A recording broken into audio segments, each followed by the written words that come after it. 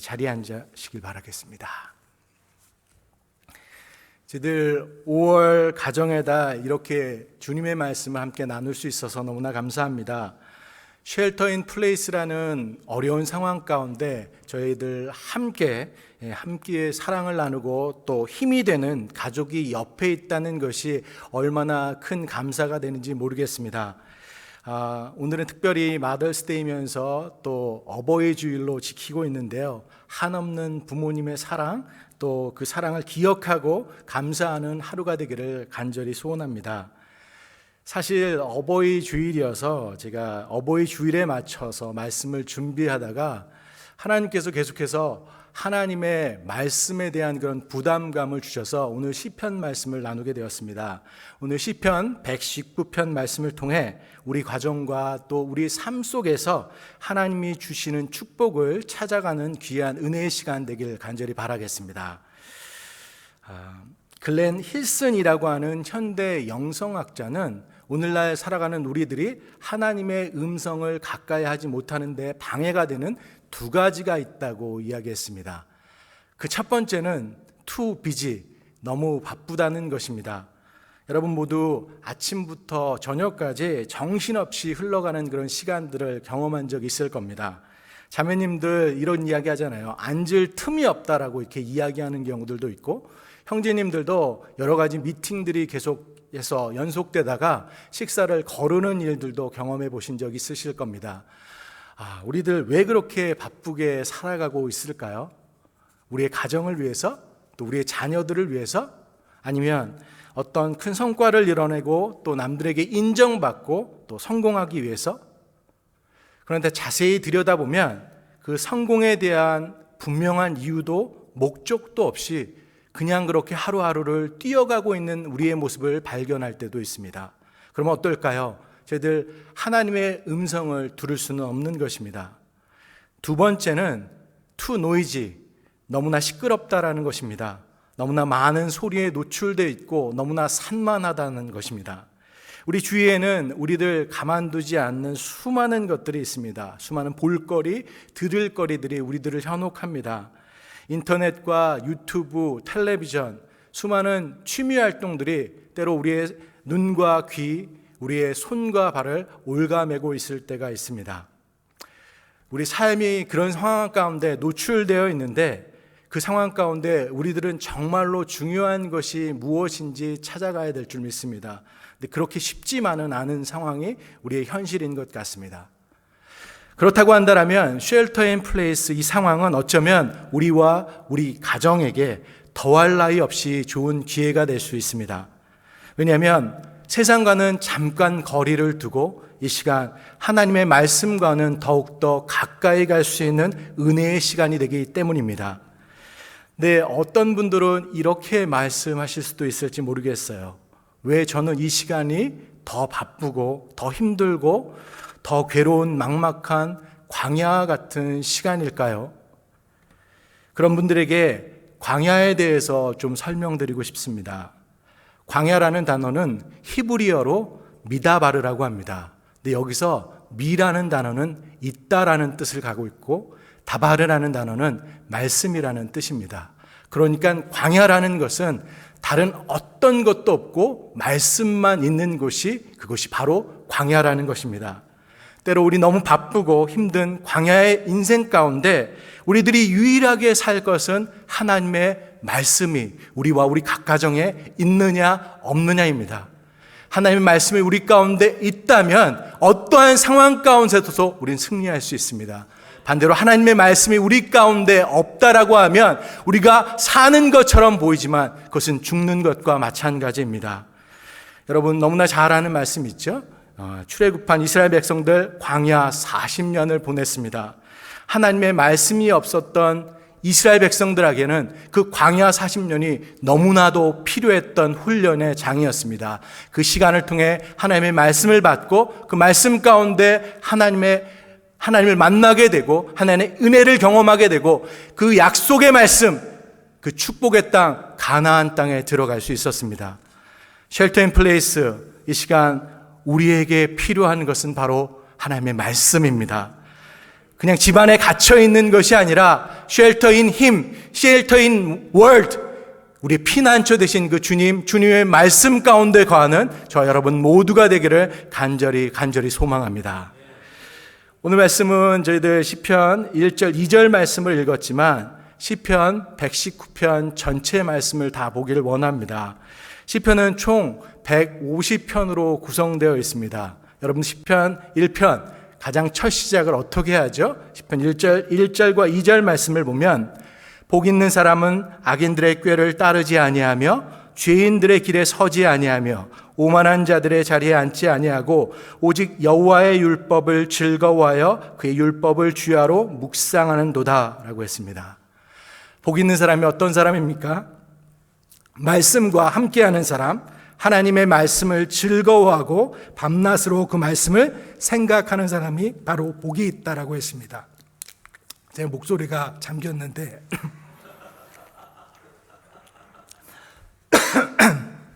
물을 마시고 하나님의 말씀을 더 정확하게 전달하고자 합니다. 여러분 시편 1편은 시편의 첫 시작을 알리면서 시편 전체의 말씀을 전하고 왔는 그런 방향키와 같은 말씀입니다. 근데 저희들 지금 살펴보는 지금 119편 말씀은 시편을 뛰어넘어서 성경 전체의 무게추와 같은 역할을 하고 있습니다. 여러분들 지금 집에서 온라인으로 예배 드리시는 분들도 한번 성경책을 한번 들어보시길 원합니다. 창세기부터 요한계시록까지 그 시편 그 두께를 이렇게 만져보시고 한번 그 절반 정도 되는 중간을 한번 펼쳐보시길 원합니다. 그랬을 때 펼쳐져 있는 말씀이 보통 어떻게 되죠? 보통은 시편의 말씀일 것입니다. 그 시편 이 119편은 성경 전체의 정중앙을 위치하고 있습니다. 그리고 말씀도 176절의 말씀을 포함하고 있어서 성경에서 가장 긴 절을 구성하고 있습니다. 그리고 그 구절마다 하나님의 말씀과 관련된 말씀을 계속해서 풀어내고 있습니다. 뭘 말하는 겁니까? 성경이 하나님의 사랑을 기록하고 있고 하나님께서 우리 각자에게 주시는 그런 말씀이다라고 했을 때 성경의 가장 그 중심의 무게추를 잡고 있으면서 하나님께서 우리에게 영원한 축복과 영원한 생명, 이것을 하나님의 말씀으로 전달하고 싶다고 하는 그 하나님의 생각이 담겨져 있습니다. 그럼 본격적으로 오늘 시편 119편을 통해 하나님의 말씀이 우리 삶에 주는 축복을 한번 뽑아서 보길 원합니다. 우선 첫 번째로 하나님의 말씀이 주는 축복, 행실을 깨끗게 할 수 있습니다. 9절 말씀 보겠습니다. 청년이 무엇으로 그의 행실을 깨끗하게 하리이까? 주의 말씀만 지킬 따름이니이다. 여러분, 청년의 나이를 어디까지 봐야 된다고 생각하십니까? 서로 다른 의견들이 있을 텐데요. 한국에서 선거철 때 또 실업률을 따질 때 청년의 나이를 계산할 방법을 보니까 어떨 때는 25살, 어떨 때는 29살, 35살, 어느 경우에는 39살까지로 또 성년의 그 나이를 보는 것을 봤습니다. 제가 궁금해서 그래서 국어사전을 한번 찾아봤는데요. 이 두 가지 의미가 담겨 있더라고요. 하나는 신체적, 정신적으로 한창 성장하거나 무르익은 이라고 써 있고요. 또 하나는 성년 남자라고 표기되어 있습니다. 청년의 시기가 아직 미완성의 시기, 한창 성장하고 무르익어가야 되는 시기라고 한다면 저 여러분, 그 말씀을 듣는 모든 성도님들 어쩌면 영적인 청년의 시기를 지나가고 있다고 이야기할 수도 있겠습니다. 우리들은 더욱더 배워야 될 것들이 많고 영적으로 미성숙하고 그렇게 앞에 놓여져 있는 것, 하나님의 말씀을 따라가야 되는 길이 우리 앞에 있기 때문입니다. 아까 봤던 시편 1편, 복 있는 사람은 악인의 꾀를 쫓지 아니하고 죄인의 길에 서지 아니하고 오만한 자리에 앉지 않는다고 했습니다. 복 있는 사람을 지금 이야기하고 있는데 그 설명들에 앞서서 먼저 설명하는 게 아니하고 처음부터 하지 말아야 될 것들을 먼저 나열하고 있습니다. 이것이 뭘 의미합니까? 그만큼 우리 인간은 잘못된 길로 빠질 가능성이 많다는 것을 반증하고 있습니다. 그래서 우리는 더욱 힘써 하나님의 말씀에 나아가야 된다는 것입니다. 세상은 우리들의 말초 신경들을 자극하는 수많은 것들이 있습니다. 그것에 넘어가지 않는 사람들이 더 드문 상황 가운데 있는 것이 오늘날 현실입니다. 어떤 가수는 이렇게 노래하는 것을 봤습니다. 지금부터 갈 때까지 가볼까? 많은 사람들이 그런 삶을 살아가고 있습니다. 그렇다면 하나님과 영영 멀어질 수밖에 없는 것입니다. 이런 상황 가운데 우리와 우리의 가정을 지킬 수 있는 힘, 우리를 다시 깨끗하게 하실 수 있는 힘은 바로 하나님의 말씀입니다. 그 말씀은 우리를 다시 올바른 길로 인도할 줄 믿습니다. 그 말씀을 의지할 때 그것이 바로 가능합니다. 성경은 말합니다. 히브리서 4장 12절 말씀, 하나님의 말씀은 살아있고 활력이 있어 좌우에 날선 어떤 검보다도 예리하여 홍과 연과 및 관절과 골수를 찔러 쪼개기까지 하며 또 마음의 생각과 뜻을 판단하나니, 하나님의 말씀은 혼과 영과 또 관절과 골수를 찔러 쪼개기까지 한다고 했습니다. 하나님의 말씀은 그렇게 살아있다라는 것입니다. 잠자고 있는 우리의 영혼들을 깨울 수 있고 이 시대의 부정한 것들, 추악한 것들, 그것을 깨끗게 하실 수 있습니다. 우리가 새롭게 거듭날 수 있습니다. 그래서 우리는 말씀을 더욱 의지해야 될 줄 믿습니다. 19세기 초에 복음 전도자였던 윌버 체프먼 목사님은 이렇게 말했습니다. 배가 가라앉는 이유는 배가 물속에 있기 때문이 아니라 물이 배 안에 들어오기 때문이다. 마찬가지로 그리스도인이 세상 안에 있는 것이 위험한 것이 아니라 세상이 그리스도인 안에 들어오는 것이 위험한 일이다. 우리들 모두는 세상을 떠나서 살 수 없습니다. 세상 가운데 살아가야 됩니다. 근데 이 세상 가운데 살아가기 위해서 어떤 특별한 전략이 있는 것이 아닙니다. 만약 우리가 이 세상을 살아가면서 세상이 우리 가운데 들어오면 우리의 배는 가라앉게 되어 있습니다. 하지만 우리가 하나님의 진리의 말씀을 우리 마음 가운데 심고 간다면 이 세상 우리를 잘 항해하면서 하나님께서 계획하신 그 목적지에 다다를 줄 믿습니다. 그 성경의 진리를 품고 사는 저와 여러분 되길 원합니다. 시편 119편 105절 말씀은 주의 말씀은 내 발의 등이요 내 길의 빛이니이다 라고 얘기했습니다. 빛 대신 주님의 말씀이 우리의 삶을 비추길 원합니다. 사랑하는 여러분 세상 속에서 지키를 원하십니까? 건강한 가정 되길 원하십니까? 그 행실을 깨끗하게 하시길 원하십니까? 그렇다면 하나님의 말씀 가운데 나아가야 될 줄 믿습니다. 그 말씀을 진지하게 바라보는 우리들 되길 원합니다.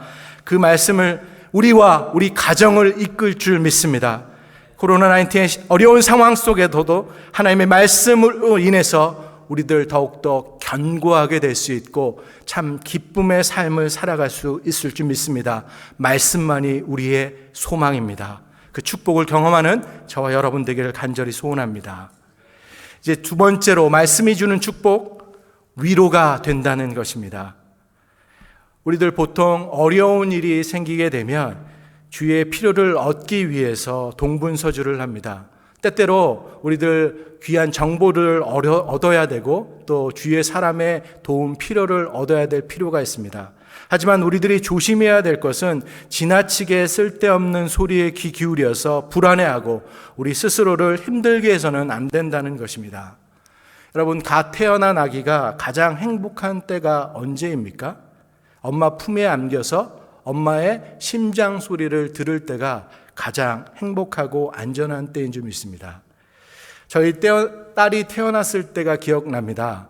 태어나서 막 핏덩이 같은 그런 모습이었는데 그렇게 한참을 우는데 그 한참 우는 아기를 엄마 품에 그렇게 놓았을 때 그렇게 울던 울음을 그치고 곤히 새근새근 잠드는 모습을 바라보게 됩니다. 10개월 동안의 시간 동안 언제나 함께했던 그 어머니의 사랑이 아이에게는 가장 안전한 안식처의 느낌이었기 때문일 것입니다. 우리들은 그럼 언제 행복하고 안정감을 느끼나요? 우리 믿는 성도들 모두 하나님의 말씀, 그 말씀과 함께하며 그때가 바로 가장 행복하고 가장 위로받고 가장 안정적인 삶을 살아갈 수 있는 것입니다. 시편 119편 45절 50절 말씀 보겠습니다. 주의 종에게 하신 말씀을 기억하소서. 주께서 내게 소망을 가지게 하셨나이다. 이 말씀은 나의 고난 중의 위로라. 주의 말씀이 나를 살리셨기 때문이니이다. 인생을 살면서 곤란한 일이 어디 한두 번입니까? 그렇게 아파하고 또 겪어 나가야 되는 것이 우리의 인생입니다. 근데 그 힘든 상황 가운데서 하나님의 말씀이 우리의 위로입니다. 고난 중에 위로가 됩니다. 그 말씀이 포기하고 싶은 우리들을 다시 일으키고 잃었던 자신감을 다시 한번 회복할 수 있고 우리를 다시 일으켜 세우는 말씀이 됩니다. 고린도후서 1장 3절 4절 말씀은 기록합니다. 찬송하리로다. 그는 우리 주 예수 그리스도의 하나님이시요 자비의 아버지시요 모든 위로의 하나님이시며 우리의 모든 환난 중에서 우리를 위로하사 우리로 하여금 하나님께 받는 위로로서 모든 환난 중에 있는 자들을 능히 위로하게 하시는 이시로다. 아멘. 여러분, 시각장애인이면서 미국 백악관 정책 차관보까지 역임했던 고 강영우 박사님 아실 겁니다. 아시다시피 그분은 어린 시절에 시력을 잃었습니다. 근데 시력뿐만 아니라 부모님과 또 누나까지 다 잃게 되는 인생의 크나큰 좌절을 경험해야 했습니다. 눈도 안 보이는데 더 이상 도와줄 사람도 없고 보이지 않는 자신의 눈보다도 더 캄캄한 인생의 앞길을 경험하게 된 것입니다. 근데 그 어려울 수 있는 상황 가운데 이 강영우 박사님은 하나님의 말씀이 당신을 위로하고 또 당신을 일으켜 세워줬다고 붙잡아 주었다고 이야기하고 있습니다. 창세기 1장 27절 말씀과 로마서 8장 28절 말씀 그 두 말씀을 붙잡았다고 하는데요. 제가 읽어드리면 창세기 1장 27절 하나님이 자기 형상 곧 하나님의 형상대로 사람을 창조하시되 남자와 여자를 창조하시고 로마서 8장 28절 말씀 우리가 알거니와 하나님을 사랑하는 자 곧 그의 뜻대로 부르심을 입은 자들에게는 모든 것이 합력하여 선을 이루느니라. 초라한 자기 자신의 모습일지 모르겠지만 하나님께서 사람을 하나님의 형상대로 만드셨다라고 했던 말씀. 그래서 초라한 자기의 모습들, 그 분명한 모습도 하나님께서 창조하시고 소중히 여기는 존재라는 것을 깨달았습니다. 하나님은 외모를 취하지 않으신다라는 것을 경험하고 그래서 하나님께서 분명 나에게 계획하신 하나님의 뜻과 섭리가 있다라는 그 믿음, 확신을 붙잡고 나아갈 수 있었습니다. 그 삶에 왜 어려움이 없었겠습니까? 일반인보다 훨씬 더한 어려움이 그 인생 가운데 있습니다. 아침부터 잠자리까지 모든 시간이 도전의 연속이었을 줄로 믿습니다. 그런데 로마서 말씀 협력하여 선을 이룬다는 말씀이 그를 일으켜 세웠다는 것입니다. 강영우 박사님이 하신 말씀 중에서 제가 제일 기억에 남는 말씀은 무엇이었냐면 자신의 성공을 이야기할 때 자신의 실명에도 불구하고 라고 이야기하지 않았습니다. 자신의 실명 때문에 자신의 실명으로 인해서 하나님을 만나게 됐고 그 하나님의 말씀을 붙잡게 됐고 그것이 오늘날 성공적인 삶 또 감사의 삶을 살아가고 있다고 고백했습니다. 인생을 살면서 우리와 우리 가정 속에 실패, 장애물, 어려움, 고난이 겹칠 때가 있습니다. 나쁜 일, 안 좋은 일, 힘든 일 우리 삶 가운데 분명히 있습니다. 하지만 그 순간 주님의 말씀이 나에게 있다면 어려움 속에서도 우리는 포기하지 않고 다시 일어설 수도 있고 하나님 안에서 그 주신 용기와 희망 가운데 살아갈 수 있습니다. 사랑하는 여러분, 사랑하는 사람에게 편지를 써본 경험들 또 받아본 경험들 다들 있으실 겁니다. 며칠 전에 아내가 예전에 저와 연애할 때 받았던 그 편지와 엽서를 이렇게 저에게 보여준 적이 있습니다. 정말로 그 몇 년 전입니까? 유물과 같은 것이었습니다. 편지지가 요즘 것과 틀려서 알록달록하고 예쁜 편지지였는데 거기에 네잎 크로바도 있었고 시인의 시도 있었고 힘이 되는 성경 구절도 포함되어 있었고 닭살 돋는 멘트도 포함되어 있었습니다. 그 유머를 아직까지 간직하고 있는 것을 미루어 보아서 아마도 그것을 받았을 때 그것을 읽고 또 읽고 그렇게 마음에 새기지 않았을까 제가 추측을 한번 해보게 되었습니다. 하나님의 말씀도 마찬가지입니다. 성경은 하나님이 우리를 얼마나 사랑하시는지 그 마음을 계속해서 기록하고 있습니다. 성경을 읽고 묵상하는 것은 그 하나님의 말씀을 생각하고 헤아리는 과정입니다. 아프리카 선교사 리빙스턴은 이렇게 고백했습니다. 내가 왜 말도 통하지 않고 나와는 완전히 적대적인 그 사람들 가운데, 그런 어려운 상황 가운데 용기를 잃지 않고 이 자리에 서 있는지 아십니까? 그것은 바로 성경 구절 때문입니다. 아들아, 내가 세상 끝날까지 너와 함께 할 것이다. 그 말씀을 붙잡고 있다라고 합니다. 저 여러분, 말씀 가운데 주님이 함께 하심 그 위로를 경험하는 저 여러분 되기를 간절히 소원합니다. 그리고 지금까지 지켜주셨던 그 약속의 말씀을 되새기면서 하나님이 주시는 그런 위로와 능력 가운데 나아가는 저 여러분 되길 원합니다. 힘들고 어려울 때 매일매일 삶 속에서 홀로 잠잠히 성경을 펴놓고 하나님의 말씀을 읽길 원합니다. 우리 하나님의 말씀 달고 오묘한 말씀이다라고 했습니다. 그 달고 오묘한 말씀의 은혜를 경험하는 저 여러분 되길 원합니다. 그 말씀 안에 살아갈 때 세상이 줄 수 없는 그 어떤 세상의 것과도 비교가 안 되는 위로와 소망이 우리 가운데 있을 줄 믿습니다. 세 번째는 이 지혜를 허락하신다는 것입니다. 이제 넘어와서 98절부터 100절까지의 말씀을 보겠습니다. 주의 계명들이 항상 나와 함께하므로 그것들이 나를 원수보다 지혜롭게 하나이다. 내가 주의 증거들을 늘 읊조림으로 나의 명철함이 나의 모든 스승보다 나으며 주의 법도들을 지킴으로 나의 명철함이 노인보다 나으니이다. 여기에는 나와 구별되는 세 명의 등장인물이 등장합니다. 원수, 스승, 노인. 이것들이 뭘 의미할까요? 하나씩 한번 생각해 보겠습니다. 먼저 원수들을 악한 자들이라고 우리가 칭할 때, 악한 자들은 자신의 이득을 위해서 무언가를 알아내고 찾아내는 것 너무나 빠르고 유능합니다. 수단과 방법을 가리지 않고 정보를 찾아내고 그것을 이용하려고 합니다. 하지만 그 밑바닥에 깔려있는 믿음이 없기 때문에 결정적인 순간 가운데는 바른 선택을 하지 않습니다. 하지만 하나님과 함께하는 사람은 다릅니다. 결정적인 순간에 하나님의 지혜에 따라서 과감하고 단호한 선택을 하게 됩니다. 그리고 나서 물러섬이 없습니다. 순종하며 그 길을 나아가게 됩니다. 그 다음 저희들 스승을 바라보게 되는데 99절 나의 명철함이 나의 모든 스승보다 승하며 라고 했습니다. 보통 스승들 어떤 전문가라고 표현될 수 있겠습니다. 많은 지식들 공부해서 가지고 있고 나름대로의 지식체계, 통계와 확률을 가지고 있는 사람들입니다. 근데 확률과 통계로 얻어낸 그런 지식들도, 그런 수치들도 긴박한 상황 가운데 내려지는 결정 가운데서는 평상시 주님과 함께 했던 자들의 지혜를 따르지 못한다는 것입니다. 한번 생각해 보길 원합니다. 군사 전문가 또 건축가들에게 여리고성을 앞에다 두고 그것을 돌기만 해서 그 여리고성을 무너뜨린다고 한다라고 하면 그 사람들 도저히 납득할 수 없는 방법이다라고 무시할지도 모르겠습니다.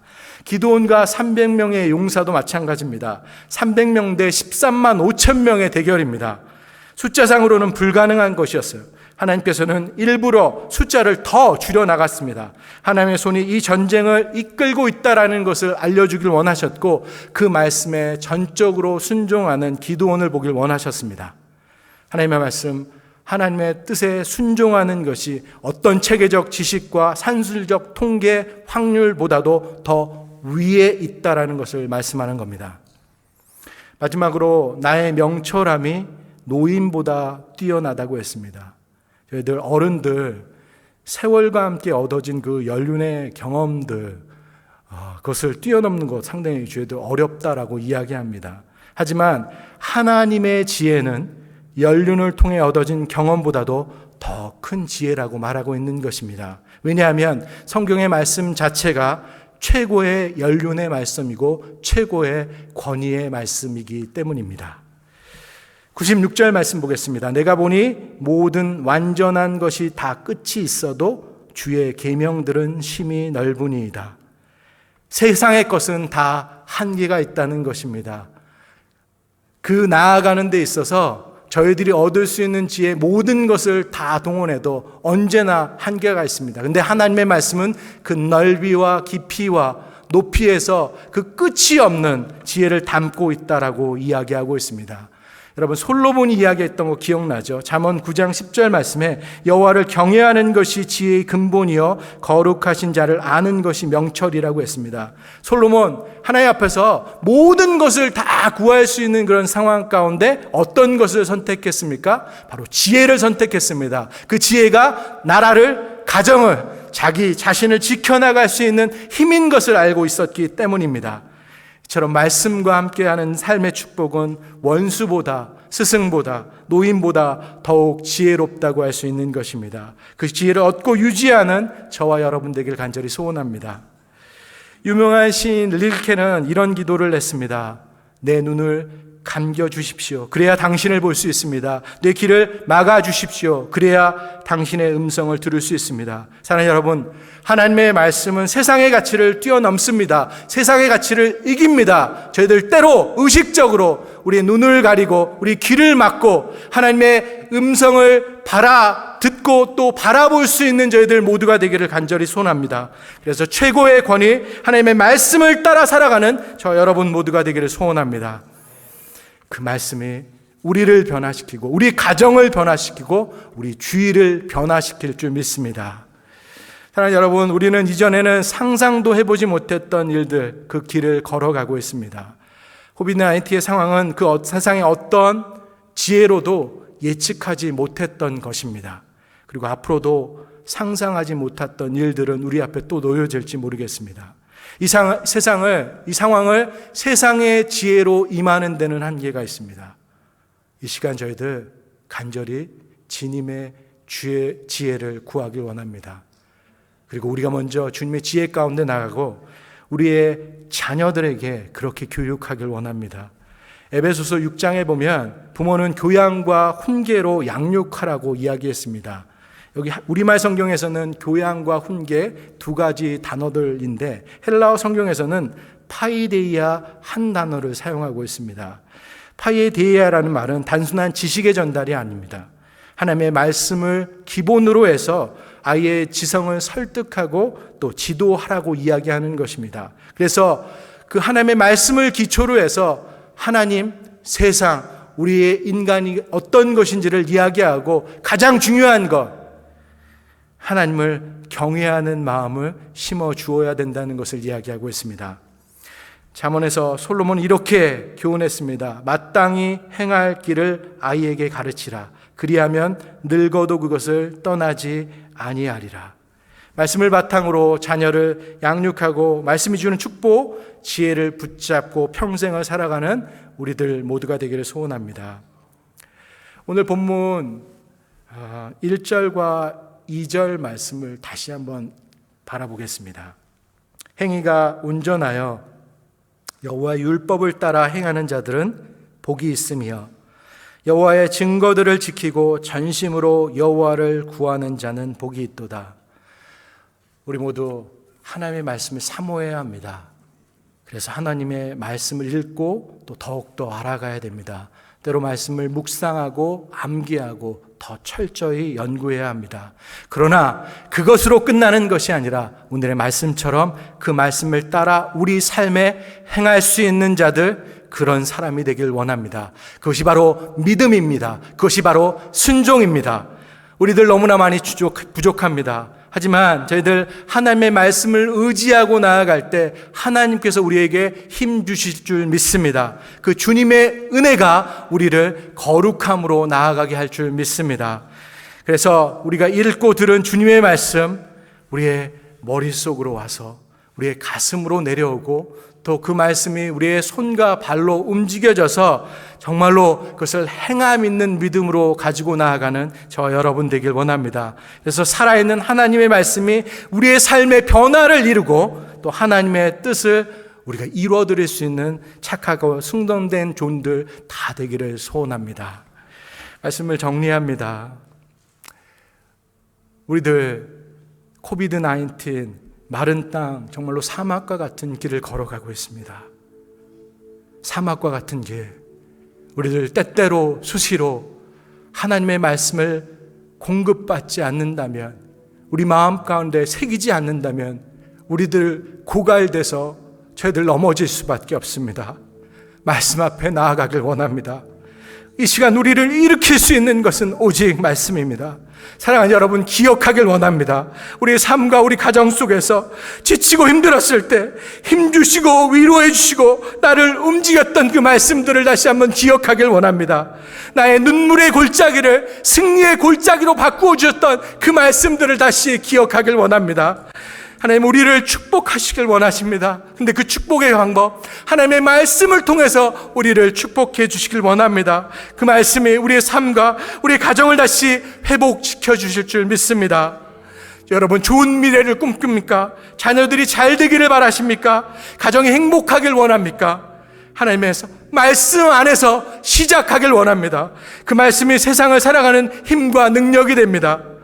많이 흐트러진 마음들 다시 깨끗하게 하고 갈라진 마음들이 회복되고 저희들 이 시간을 잘 극복하고 준비할 수 있는 그런 지혜가 우리들 가운데 하나님의 말씀을 통해서 있기를 간절히 소원합니다. 그래서 솔로몬이 쌓아갔던 그런 성전과 같이 우리 말씀으로 견고한 성을 쌓아갈 수 있는 저와 여러분, 우리 가정 모두가 되기를 간절히 축원합니다. 기도하시겠습니다. 사랑의 하나님, 주님, 지금까지의 사흘 동안 하나님께서 주신 말씀으로 인해 감사합니다. 힘들고 지치렀을 때 힘주시고 위로해 주셨던 말씀으로 인해 감사합니다. 주님, 사랑합니다. 이 시간 저희들 더욱 말씀을 사모하는 자들 되게 하여 주옵소서. 말씀을 사모함으로 흐트러진 마음을 다시 깨끗이 하고 갈라진 마음들 다시 회복되고 이 시기를 잘 극복할 수 있는 저희들 되게 하여 주옵소서. 그래서 코비드-19 말씀으로 이기는 삶 살게 하여 주옵소서. 코비드-19 말씀으로 준비하는 삶, 그 이후의 삶을 준비하는 저희들 모두 되게 하여 주옵소서. 모든 말씀 우리 주 예수 그리스도의 이름으로 간절히 기도드렸습니다. 아멘.